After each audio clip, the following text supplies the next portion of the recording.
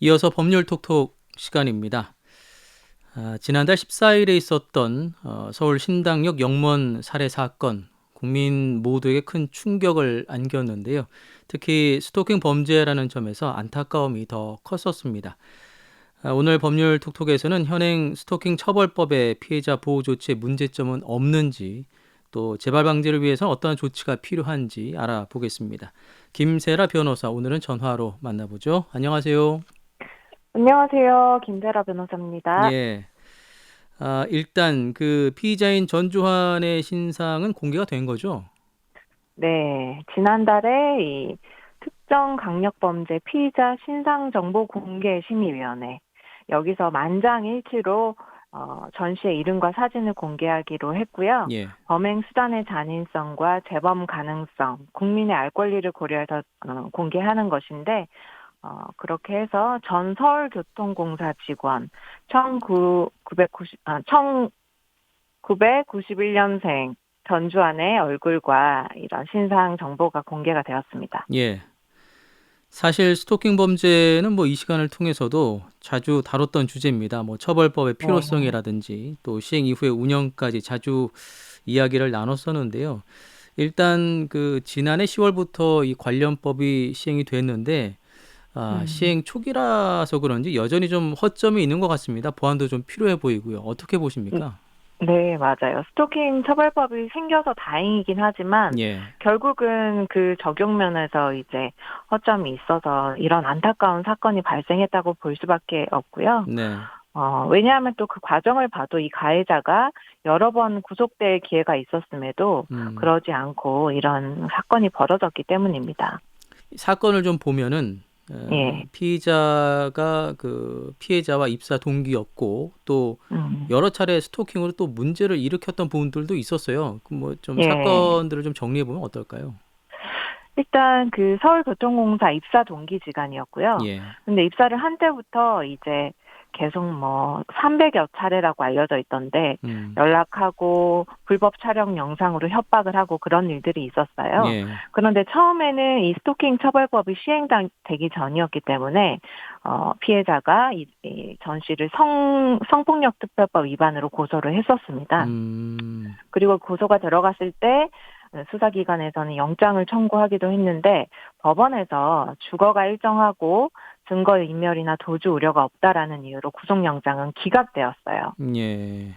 아니 물론 뭐 이 저 스토킹 범죄 관련법이 생기기 이전이었다고 하더라도 네. 뭐 300번 넘게 상대방을 괴롭혔다면 그 음. 피해자를 보호하는 차원에서라도 좀 구속이 됐어야 되는 게 아닌가 싶거든요.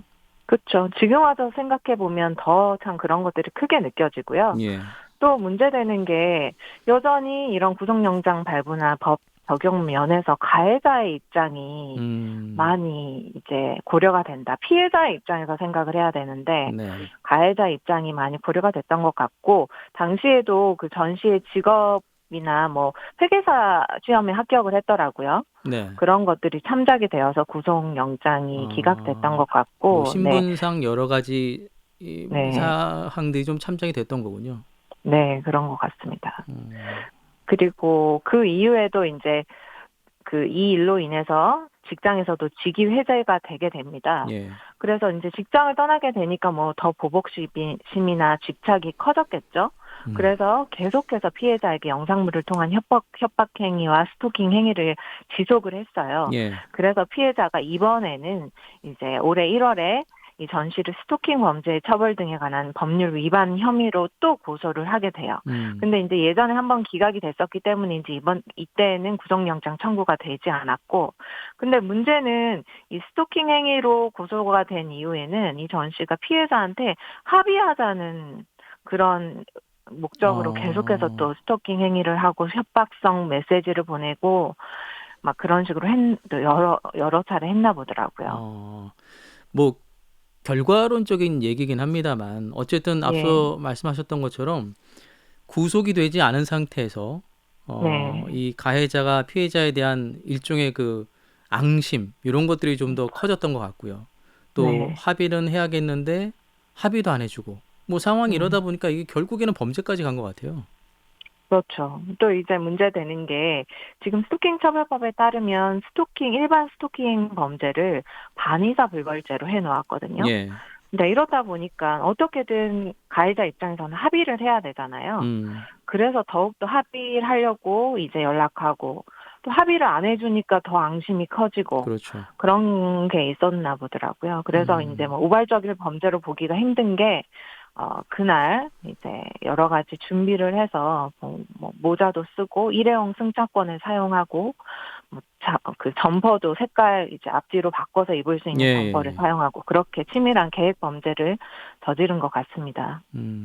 범죄를 계획했다는 정황에서 사실 조금 더 놀라움도 있었고요. 또 네, 보도를 보니까 범행을 저지르기 뭐 불과 몇 시간 전에 법원에 반성문까지 뭐 두 달치인가요? 그 두 달치에 달하는 네. 반성문도 냈다고 하는데 이게 사실인가요?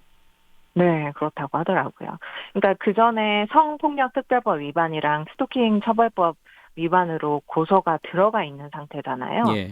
그 범죄들을 이제 병합해서 재판을 받던 중이었고, 재판이 다 끝나고, 이 범행 다음 날인 9월 15일로 판결 선고가 잡혀 있었어요. 이런 음. 상황에서 이 전 씨는 법원에다가 두 달치 반성문을 이제 내고 그날 저녁에 그날 밤에 이런 범죄를 저지른 면이 아, 정말 네네. 끔찍하고 형사 재판에서 이 반성문이나 이제 반성하는 태도 이런 걸 보는 게 참 한계가 있다는 것을 다시 한번 느낀 부분이기도 하고요. 예. 그래서 어쨌든 이 재판 받고 있던 것들, 그 다음날이 판결 선고인데, 이 사건이 벌어졌으니까 판결 선고는 미뤄졌거든요. 네. 미뤄져서 지난 9월 30일에 이제 판결 선고가 있었더라고요. 근데 검찰 부형과 마찬가지로 징역 9년이 선고됐다고 하고요. 음. 이 판결 선고 날에도 전주환이 중간에 판결 선고문을 읽는 판사의 말을 끊고 네. 자기가 이제 살인죄 수사가 추가됐으니까 국민 법감정은 뭐 조금 더 보고 싶다 이런 취지로 판결 아, 선고를 미뤄달라 이렇게 얘기를 하기도 했다고 하더라고요. 예. 어쨌든 법원은 그날 선고를 했습니다. 앞서 그 김사라 변호사께서 스토킹 범죄는 반의사 불벌죄라고 하셨잖아요. 이게 그 네, 이를테면 이제 피해자가 가해자의 처벌을 원하지 않는다. 뭐 이런 의사를 표시하면 네, 처벌할 수 없는 범죄다. 뭐 이런 의미인데 네. 이게 이제 뭐 얘기하셨던 것처럼 합의를 받아내야 되겠다고 하는 또 다른 집착도 이번 범죄의 원인 중에 하나가 아니었을까라는 생각이 들거든요. 어떻습니까? 네, 딱 지금 그런 전형적인 사유죠. 음. 지금은 이제 스토킹 범죄가 흉기 소지 스토킹이 있고 일반 스토킹이 있는데 예. 법에 따르면 일반 스토킹 범죄는 아까 말씀드렸듯이 반의사 불벌죄거든요. 네. 그래서 이제 피해자의 명시적인 의사에 반하면 수사 중이라면 아예 기소를 할 수가 없고요. 음. 기소가 된 이후에도 피해자가 이런 의사를 표명하면, 그러니까 합의가 되면, 음. 이제 공소기각 판결이 내려져서 처벌받지 않게 예, 되거든요. 예. 그래서 이제 이 전시 같은 이 사건의 전시도 이 합의하려고 엄청난 집착을 보였던 것 같고, 그렇죠. 뭐 석 달간 5월에서, 합의하자고 얘기를 했었다면서요. 네네, 엄청나게 협박성 문자를 보냈다고 하고, 그래서 이제 말씀하셨듯이 이 부분에 대해서 법 제정 시에도 논의가 많았던 것 같은데, 네.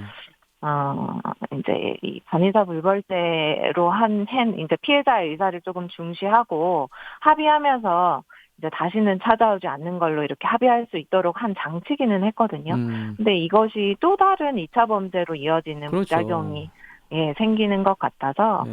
어, 조금 늦어서 더 안타깝지만 어쨌든 이런 스토킹 처벌법에서 스토킹 범죄에 있어서는 반의사 불벌죄를 없애자라는 논의가 음. 시작되었고 또 국회에서도 입법 개정안이 발의된 상태라고 합니다. 어쨌든 이번 사건을 보면 그 네. 스토킹 범죄라고 하는 이 범죄 자체의 중요성에 비해서는 피해자를 보호하려는 조치가 상당히 좀 미흡하지 않나 이런 생각이 듭니다.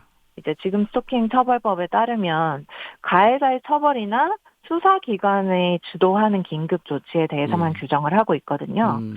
피해자가 직접 법원에 신변보호 요청하는 절차적 제도가 이제 없고, 예. 가정폭력 범죄 같은 것들은 그런 것들이 잘 마련이 되어 있어요. 음. 근데 그리고 또 피해자의 입장에서 피해자의 실질적 보호를 위해서 이제 추가적 범죄를 차단하기 위해서 뭐 전문가에 의한 정신과적 진료와 상담을 받게 해준다든지 그 가해자에게 위치 추적 전자장치를 부착할 수 있도록 한다든지 음. 혹은 피해자의 신변 경우 인력 배치 이런 것들 상황에 따라서 안전 조치 도입이 필요할 것 같고요.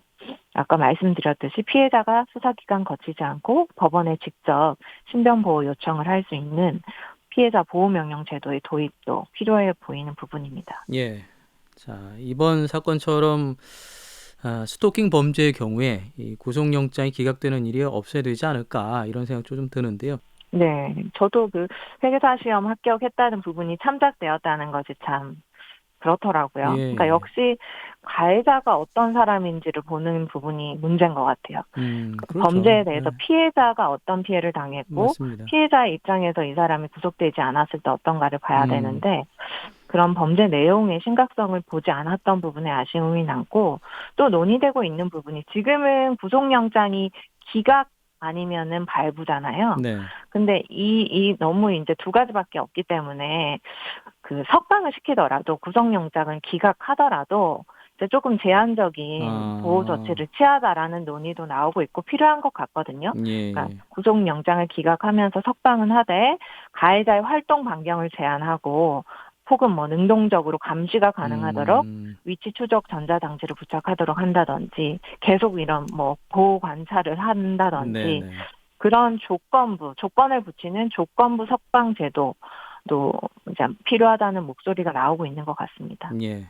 자, 현행 스토킹 처벌법의 피해자 보호 조치에 대한 문제점들 짚어봤습니다. 법률 톡톡 김세라 변호사였습니다. 고맙습니다. 감사합니다.